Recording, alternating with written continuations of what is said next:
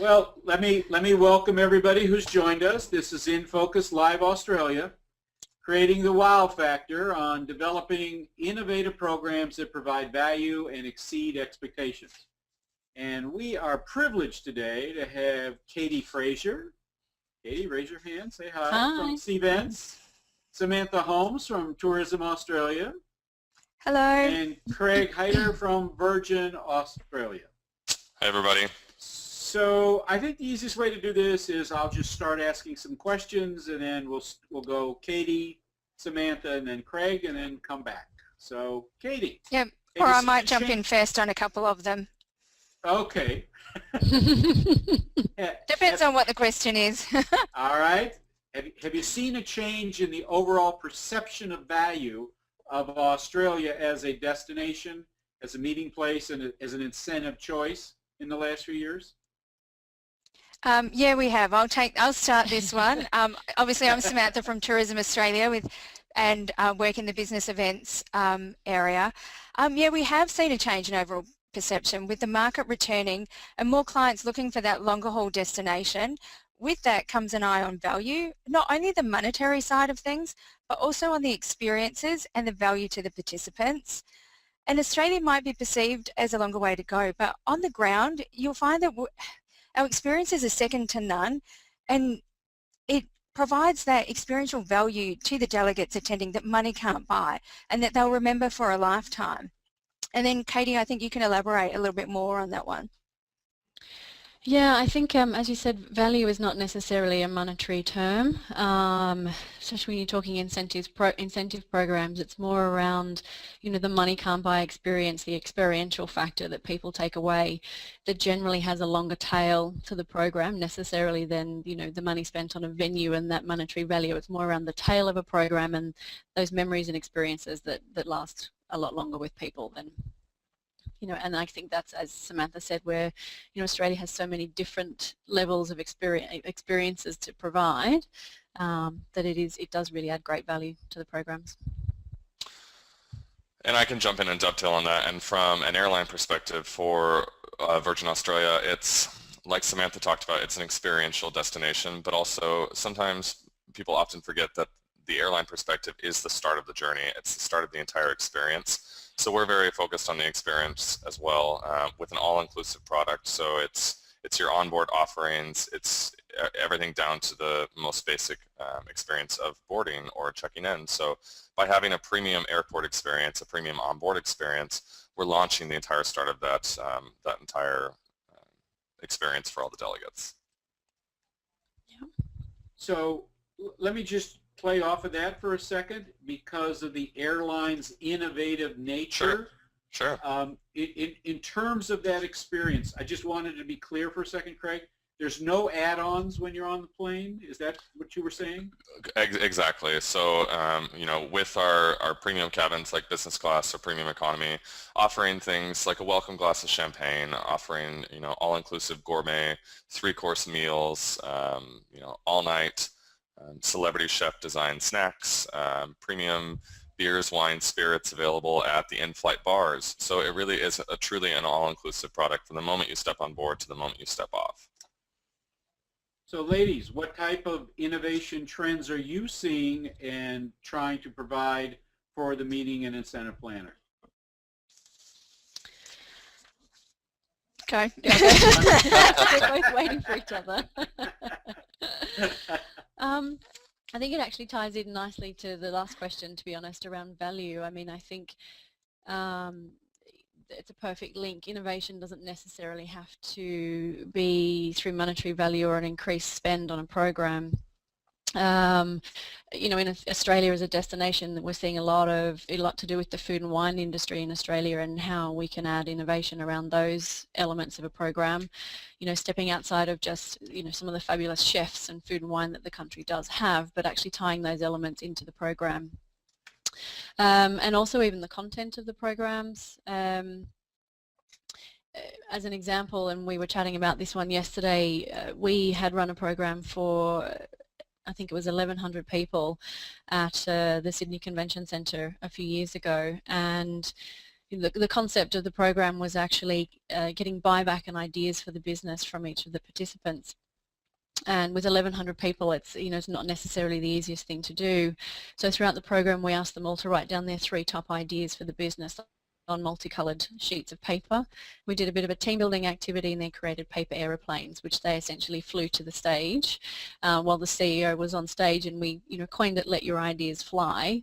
And then post that, obviously, the company walked away with over 3,000 ideas for the business, and each person in the program that had submitted the ideas that were then implemented into the business were part of that implementation. So very simple idea, innovative, but very engaging for the people as part of that program. So it can be very simple. And we're also seeing innovation with event spaces as well. It's our conference facilities and our convention centres. It's no longer just 4 walls, a boring 4-walled room and AV. They're multi-purpose, they're flexible, and we're trying to be more innovative in how we bring the outside in. And I think it's something that Australia has done really well. And we're also looking at different ways of incorporating food and incorporating food elements into a program, such as some conferences have had specific themes to their event. So one event that we had recently was about bugs, as you do, and one of the parts of that is that they had bees, specific bees related to the conference and the topic that they were discussing. So they brought in an element of those bees were in the venue, and then they used those bees, because they were honey producing bees, to produce the honey that was then used at the morning tea.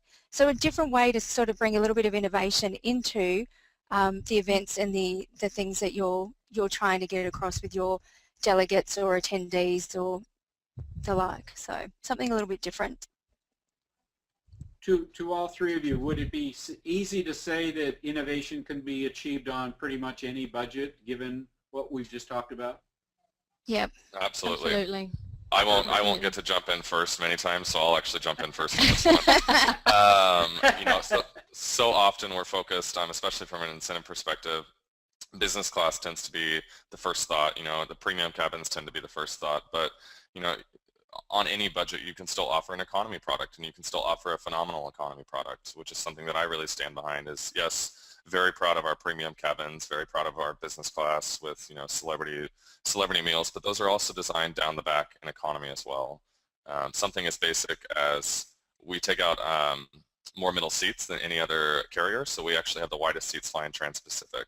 So because of that, with an additional 6 inches in your economy seats, you're still offering a top-notch product, and you're still offering the best product you can to the destination, but you're still doing that on a much more economical budget. Ladies? In terms of green and sustainability, are those now things that you're finding many of the meeting planners and incentive planners want to talk about? Yes, we're seeing corporate social responsibility being a big factor. We're seeing the green sustainability, and that's also something that Australia does exceptionally well. Our Melbourne Exhibition and Convention Centre is one of the few convention centres that is green approved. So they have that whole system in place to be able to make sure that everything that they do is sustainable, it's green, it's that type of thing. We're also seeing more giving back type of elements, so they also offer a program, Second Point, I think it's called, where they take the food that's from the convention centres after the shows, obviously still in the quality that it needs to be. It's top-notch quality. It's provided by key Australian chefs, and they actually give it to the homeless. So they actually allow a bit of sustainability into that sort of aspect as well. Yeah, and I think it also goes into, there's so many of the elements of Australia, and the experiences that you can provide are, outdoor, and nature-based experiences. And I think a big element of that is, to experience the destination, but to not leave a footprint after you've been there. So to take that experience with you, but I think that's a key feature as well. And on that point, we actually have a property. Sorry, Craig. No, out in Uluru, out in the centre of Australia, longitude 131, there is a camping style property, but it's very luxurious, high end, and if that's camping, I'm there any day of the week. Glamping. Yeah, glamping, that's the right word.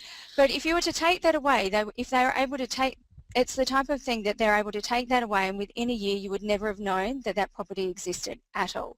So we're very, very big on that kind of thing in Australia, and we're looking at more and more innovative ways like that. And talking about sustainability with Virgin Australia, even though we only launched in 2001, that was the time we had our first flight domestically within Australia, we've retired the majority of our fleet and introduced, it's the latest and greatest in Boeing's technology, but it's the 737 MAX 8. It's the most fuel-efficient aircraft on the market. We're the only carrier in Australia to have it. And what actually creates that as a double bonus for us is because we've so diligently been retiring our older aircraft, reintroducing these new aircraft, in addition to having the fuel efficiency, we also have the youngest fleet in Australia. So to put that into perspective, the average age of a North American fleet is about 20 to 30 years, and the average age of our fleet is four years. So with that, we're positively affecting the environment, and we're also offering the best product on the market. Mm. One of the things we kind of touched on but didn't go into much depth is the food and wine experience, starting with the on-board experience, then Sure. obviously moving into the country itself. Would you like to expand a little on that, Craig? Sure, absolutely. So I've mentioned Celebrity Chef a few times, and if any of you are either true Aussies or pretty up on the Aussie culture, you might know Luke Mangan. He's our Celebrity Chef that designs everything for us. He designs our onboard menu. He designs our menu in the lounges. He works with sommeliers to choose our onboard offerings for all of our wines, champagnes. And if you're not familiar with Luke, he would be very comparable to a Curtis Stone here in the States. So very well known, very renowned in Australia. We are changing our menu quarterly, so it's constantly a new offering, always fresh, whatever the latest trend is or whatever's currently hot in the market. And it's also very much the farm-to-table mentality in Australia of having the fresh produce, having locally sourced produce, and bringing that on board even when you are traveling thousands and thousands of miles away. And Katie, you go. I'll go last. Sorry. We're all very polite. good. I guess, once you step off the aircraft and you're at the destination, there is some fantastic things that you can do, and some that we've done at CI events with some groups. And if I take the Hunter Valley as an example, with all of the wineries that are in the region, we've taken sales and marketing teams up there, and rather than just experience the wine with tastings and those types of things, which is of course fabulous, we actually got people more engaged in the process. So we did a whole grape to glass concept. Try that again. Where people were engaged, broken up into teams and did everything from the stomping of the grapes to the mixing and the blending to the bottling, and then right through to actually the sales and marketing tie-in of creating and designing their label and their branding for the wine, and actually the sales pitch. So there really was, that engagement with the product, but also, a real content element for them as well. So. Which is cool. And we recently did some research down in Australia with corporate end users of the meeting and incentive space, and the research came back and told us that good food and wine played a significant role in the delegates' overall satisfaction within a program. So we know that that's a key element in any program that you do. And fortunately for Australia, we have an abundance of local produce and local producers, as Katie was explaining, that truly create that memorable experience, both food and wine, so that you're either involved in it, doing something with the winemakers, or in the kitchen. It could be something as simple as going to the Sydney fish markets and with a chef there, buying the produce and then going to a cooking school and taking that. But it's also, we have such a multicultural society in Australia as well, and I think a lot of our chefs have drawn on all of those elements to create the style of cuisine that we have in Australia. And it's anything from the traditional Aussie barbecue to the, something weird is going on. Is anyone else getting that music? Can you hear that music? No? Okay, that's cool. No, this weird thing is going on with my headset that I've all of a sudden got music. It's quite bizarre. Anyway, we're creating a traditional Aussie barbecue through to bush tucker, inspired by the indigenous cooking methods. So we can really create an innovative, different food and wine experience that people wouldn't necessarily expect. So, hope that answers the question. In terms, the flexibility that you offer, is there something that a meeting planner or an incentive planner would not know to ask that you could now share with a wow factor? In other words, can you suggest something that they wouldn't even know to ask and therefore would miss out on that fantastic opportunity? Katie, I'll leave this one to you. Yeah, sure. I mean, I think it's we've touched on it a little bit. It's maybe getting to know some of the finer details of the local culture, and we were chatting about an example yesterday whereby a group that was part of their program, they were going to spend the day at Bondi Beach and seeing some of the beachside suburbs in Sydney. So, asking that, having enough knowledge around the local culture to ask the question of having a surf lifesaver do the wake-up calls and the meet and greet in the morning to, in the traditional red and yellow that is Bondi and Sydney beaches, to include that element in the program. So, those types of little questions, little details add a lot, and, those types of questions, can really enhance a program. Yeah, it's always those little elements that you can add, and if you're thinking of an idea or you're thinking, oh, would I be able to do such, always ask, because 9 times out of 10 you're going to be able to do that in Australia.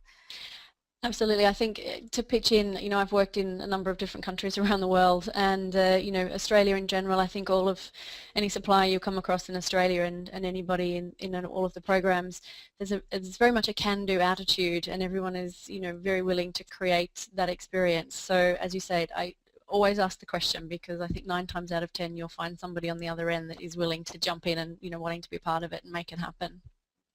Mm-hmm. Absolutely. Absolutely.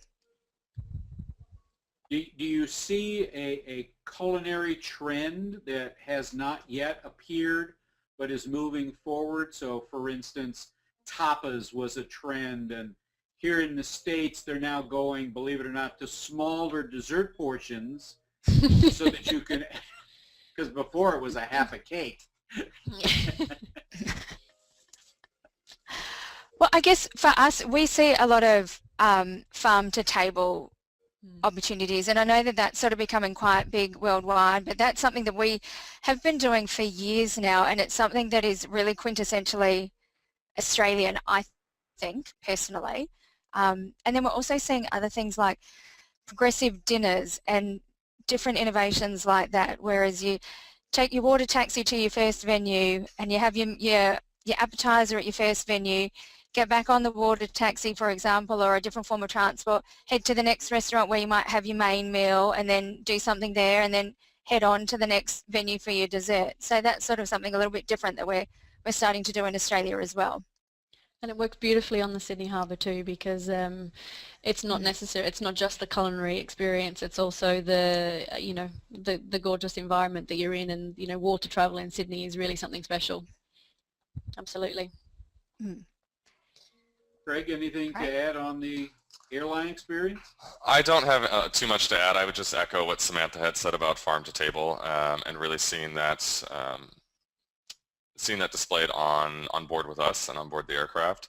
And one trend I will say that we haven't seen come, but I would love to, is more meat pies, because we really could use more meat pies here in the States. But that's actually my favorite part of our onboard experience, are the meat pies that are available all night long. So, which is fantastic. And for anyone that doesn't know, a meat pie is a really yummy, quintessentially Australian pastry encased pie that has like a steak meat sauce in the middle, or you can get the vegetarian option, but the traditional is the minced meat pie in the middle, a lot of tomato sauce or ketchup on top, and then you just take a bite in, and it's just brilliant.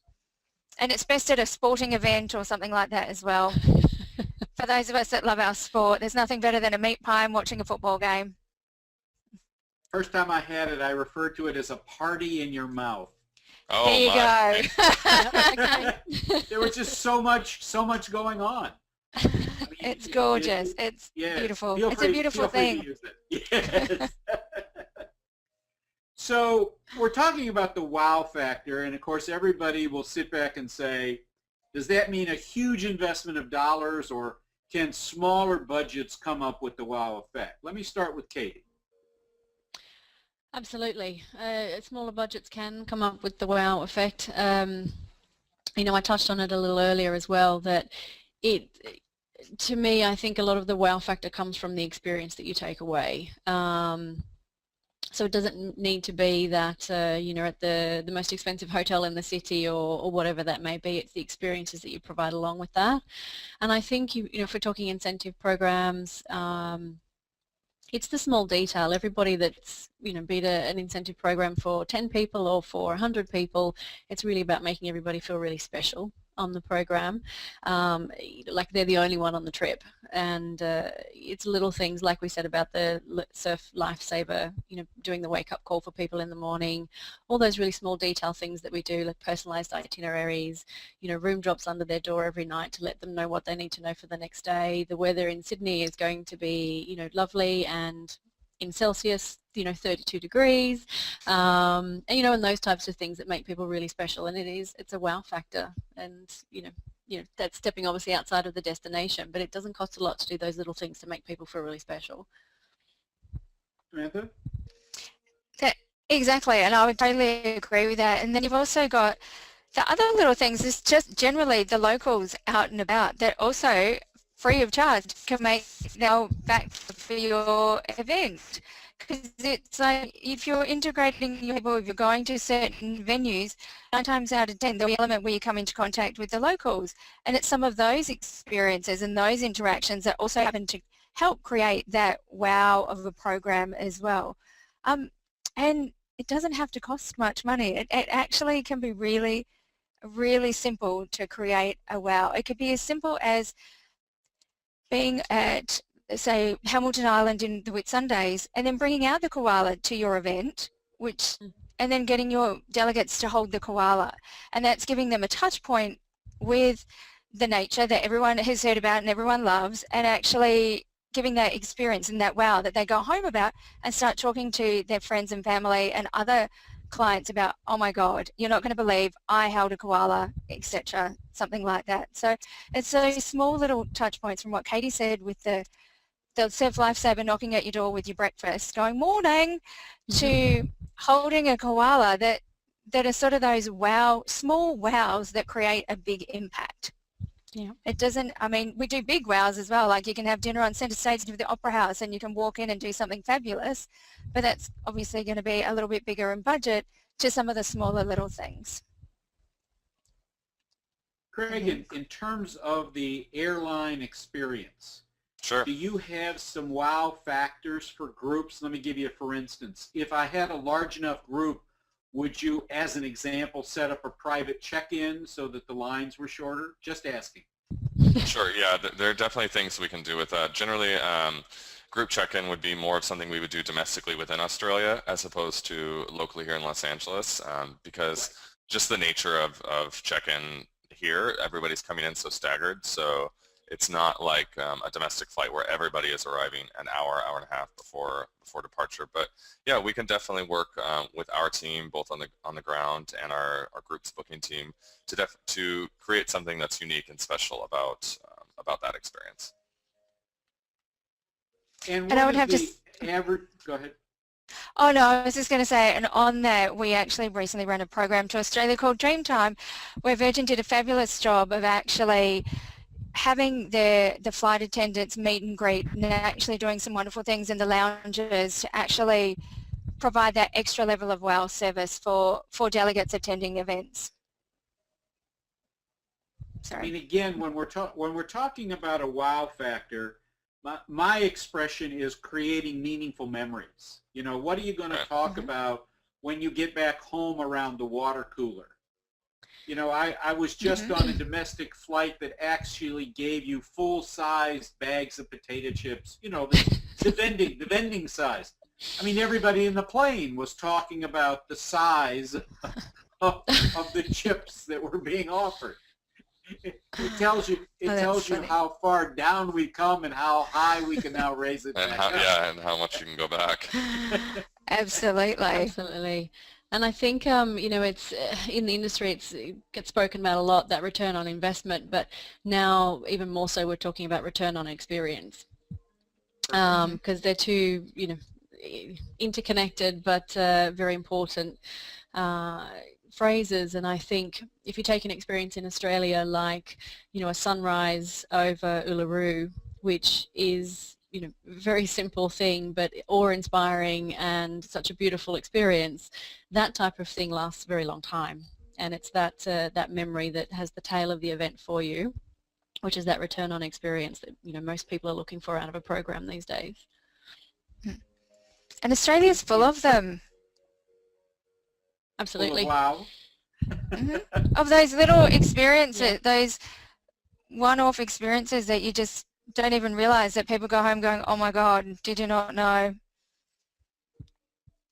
Well, and ladies, let me give you an opportunity to talk a little bit about the physical product, the difference in some of the hotels. As an example, as I recall, Intercontinental's hotel was an old bank vault, if I'm correct. You know, earlier we were talking about Silky Oaks, which is up on stilts. You know, would you like to talk about some of those kinds of physical things that you wouldn't normally find in other destinations? Katie, go. Sure. Absolutely, there's so many. There's so many that you can do. You know, in Sydney, obviously, there's the Rocks area, which has some fantastic, you know, locations and product venues that you can use there. Right across the entire country, you know, when you ask that question, the first thing that comes to mind is Flames of the Forest up in Port Douglas in northern Queensland. It's a very simple yet really stunning concept. It is essentially a clearing in the rainforest alongside a river outside of Port Douglas, and with using old trees, with all of the branches lit with candles across each of the branches of the trees and those types of things. The entire dinner is under the stars, lit by candlelight, literally hundreds and thousands of candles. And, you know, as the buses arrive and people arrive in the dark time, they actually light up flaming trenches for people to walk through and for the, you know, for everybody to arrive into the destination.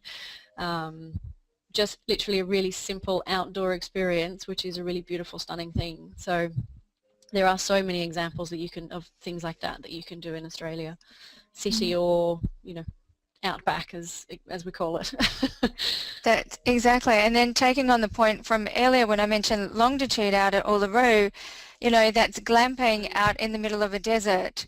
And so that's a totally different type of experience to the Sydney Intercontinental, which was an old former bank that has been turned into a hotel accommodation that still encapsulates some of those old world charm of the bank in the hotel itself, from their meeting spaces that look like they was like a bank sort of like manager's room that you can go into, and sort of it really creates the ornate detail of the property. And then you go to something more modern like I guess like a Shangri-La or something like that, that's a little bit more sleek lined.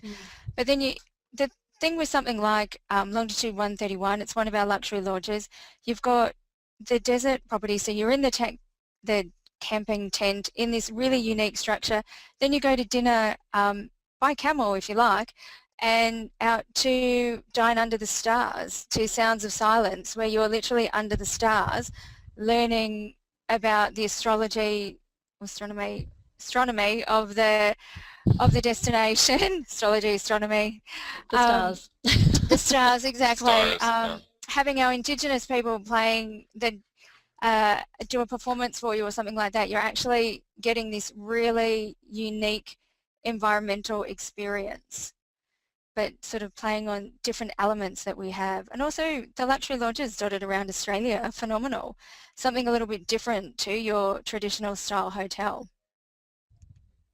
Craig, in terms of the wow of the airline experience, as an example, for me as a traveler, Sure. I would love to have a Virgin Australia luggage tag as opposed to one that was just a generic airline, because someone sees that luggage tag, it starts the conversation. Oh, Right. where did you go? How did you get there? So other than every one of you telling me your favorite recipe for Vegemite, Craig, how are you going to make this wow experience start when you get on the plane? Right. I think that I've talked so far today about the product. I've talked about the aircraft. I've talked about the onboard offerings. But actually, what I really think sets us apart is our crew. Without a doubt, you can have the best tangible product in the air, but the crew really supplements our product because they all genuinely are wanting to be there. They're all genuinely looking after the guest. Our tagline right now in the market is bringing the romance back to flying, or bringing the romance back. And it really is going back to the golden days of travel and of air travel when it was an experience, and when it was more than just getting point A to point B, as so many of us travel nowadays. Really taking that product and taking that experience in the sky and making every guest, regardless of where they are in the aircraft, feel like they are the most important at that time when they are receiving their service. Wow. Ladies, anything to add? It- Sam is poised. I'm like, I don't know which way to go. It's about those personal touches. Like for a program that we did run Dreamtime down to Australia, it's those little touches, it's those little pieces of communication to sort of help add to the value of the experience, I think. And it's those little, like when we're going down there, it's like, oh, here's your local Gillette sunscreen, because it's a beautiful Australian product and you're going to need it while you're out in the sunshine. So it's sort of having little gifts that sort of tie into what you're doing. So it can start with the experience on the plane, and there are luggage tags that you can get that say Virgin, and beautiful leather tags that we've got, to getting on the plane and enjoying the experience, to the pre of that, just having those little touch points so that when they get to Australia and when Katie's looking after them down there, there's a whole new segue of little touches that we can do, I think. Yep. In terms of a wow itinerary, can you kind of give us a quick 30,000-foot view of something from the time you land to the time you go home, that every single meaningful memory occurs as we started talking about it? Because I think when someone has made a long-haul flight, they expect a lot of memories. So let me start with Samantha. I was actually going to say Katie's probably the best place to start with this one. We got you on that one, Samantha. Surprise! I could talk about it, but I don't want to steal your thunder. So Right, let's go for it. I'll chime in with something different. Go for it. Well, I guess, so repeat the question for me again, because now I've just forgotten it. Sorry. We're talking about the itinerary, the wow itinerary from the moment you get there to the moment you go back. Well, the wow itinerary, like, for example, you're flying into Sydney. The view as you're flying into Sydney, you're already seeing some of the icons as you're flying into Sydney, as you're looking out the window, kind of going, oh, isn't that beautiful? And Sydney's our supermodel. She's what I would deem our hot chick. That what you see is what you get. She's stunning. So you're already starting, and then it's arriving, and you're being picked up from the airport. And it could be a, you know, instead of doing a regular transfer, do something a little bit different. Look at some of the old cars that you can do, or do something a little bit fun. Swing past Macquarie's chair and have a welcome to country ceremony with our local Indigenous Australians. That you've got your group there, and we've got Indigenous performers welcoming you in traditional language and traditional dress to the country. So you actually already feel connected with the country when you arrive, before getting you to your hotel where you get checked in, and have a nice welcome gift on arrival that sort of shows you what the journey is going to be about over the next few days, to then getting out onto the harbour. And you can do anything from sailing on a maxi yacht, like an America's Cup maxi yacht, to a regular dinner cruise, something a little bit more sedate. But getting out on the harbour on a proper yacht and doing the little wheels to make it go and feel like you're driving the boat is kind of a cool experience. Like, I'm on an America's Cup boat here, like, I'm steering, like, rock and roll. And so to doing, what else would we do? in Sydney, you know, take a Harley Davidson city tour ride, like do something a little bit fun and get your delegates experiencing the city in a different way. Because if you're on a Harley Davidson, your driver is going to tell you something different to the person behind you's driver. And so then when you get off, you all start talking about what you learned as part of that experience. And like, oh, did you know in the rocks that this happened? Or, oh, did you know at that part of Bondi this happened? And so you sort of meld those experiences together and do a rocks tour. But don't just, I mean, they're historical. There's so many things that you can learn throughout the rocks. I mean, it was where Sydney came to be. And then go to the Opera House. You can't miss it. You've got to see it. Do a behind the scenes tour. You know, don't do just your normal, oh, that's nice, walk around. Get in and amongst it, get behind the scenes and actually learn from the guides who are so passionate about what they do, and learn those behind the scenes, those little things that happen that only the guide might know about, some opera singer that was in the green room doing such and such. So there's like a quick few days in Australia you can touch on a few of these key sort of points that really create that wow from the moment you start. Katie, I don't know if you've got anything to add with some of that sort of stuff. Absolutely. I mean, you know, and Sydney is just the gateway, really. I think Yep. the really nice thing about Australia is even if you've taken a group or a program to Australia before, and I think a lot of people do, you know, a combination of Sydney and, say, the Hunter Valley, or Sydney and the Barrier Reef. There are so many other options that you can add in. I think you could take a group to Australia multiple times and give them a different experience from start to finish.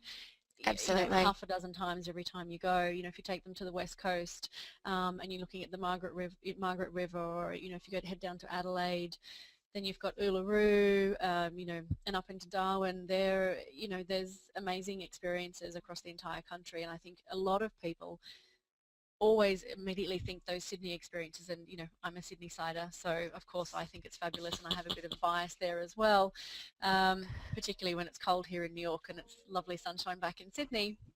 But, you know, I think, you know, that's a really obvious place to start, and a fantastic place to start, because as Samantha said, there's some brilliant stuff you can do. But, you know, thinking outside the box, there's so many other destinations and opportunities to run really different and varied programs from start to finish right across Australia. So even if you've been there once before, definitely look at it again and, you know, look at a different program for sure. Yeah, and just to add to that, something like Melbourne. So if you've never been to Australia before, you want to see the icons, it's going to be Sydney. But if you've been, or you're looking for something a bit different, then head to Melbourne, because Melbourne has a whole different culture to Sydney. It's slightly more European flavoured. It's very more arts and cultural, yet very sports oriented at the same time. And it's one of those cities that it looks on face value like most other cities until you start exploring the laneways and what you can do in some of the different parts of Melbourne. And the great thing about Melbourne is that you've got a lot of other aspects like the Yarra Valley wine region, which is like 90 minutes from the city. You've got the gorgeous little fairy penguins 90 minutes from the city. So there's a lot of different activities you can do really close to the city. So just for a different kind of option.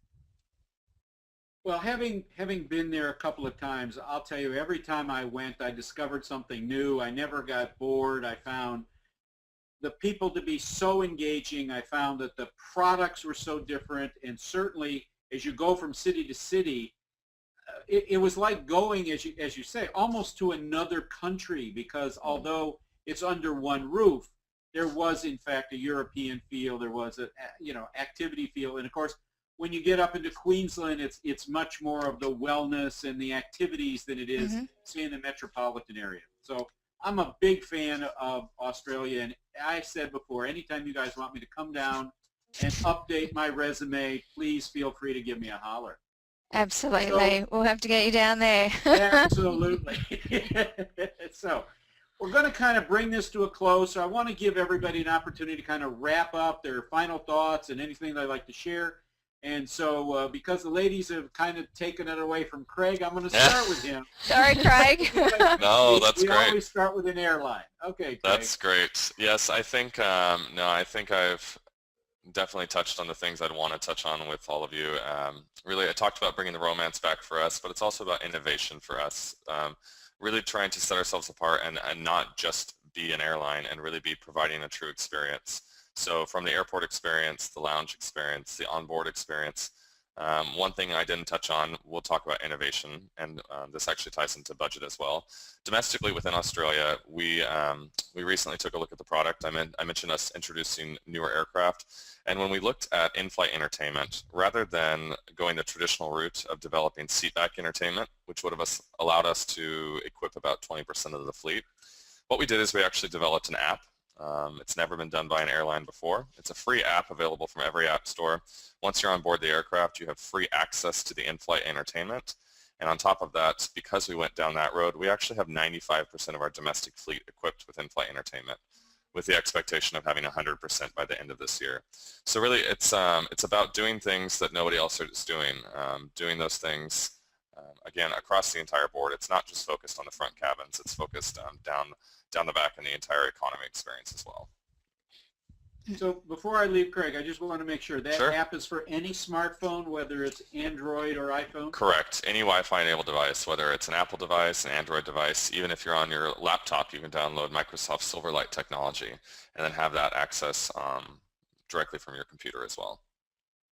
Now, see, that's a wow factor. That really is innovative and certainly different. So thanks very much for sharing that. That's Yeah, exciting. I had to save that for the To end. get that Absolutely. Yeah.